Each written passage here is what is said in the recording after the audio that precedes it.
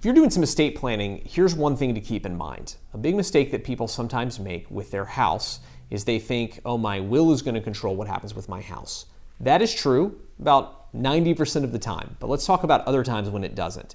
If you own your house with someone else as joint tenants, that means that whoever dies first loses their rights in the house. So maybe you have a new spouse, or you have a live-in fiance, or you have somebody else in your life that you own a house with. You need to check your deed to see how you own it with them. If you own it as what we call tenants in common, your will control what happens with your half of the house. If you own it as joint tenants or tenants by the entirety, in that case, the other person will get it if you pass away first.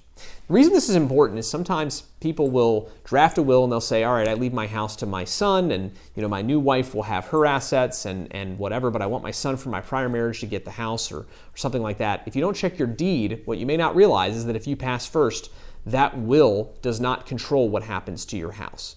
Another example is if you've put a house in a trust.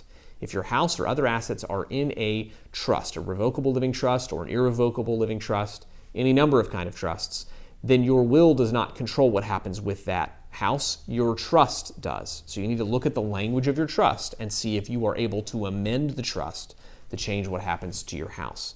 It's really important when you go to meet with a lawyer to talk about your estate planning that you bring that sort of information and talk with them about it. If you have questions about these issues, feel free to give us a call at Cornerstone Law Firm. We'll be happy to talk to you about your situation.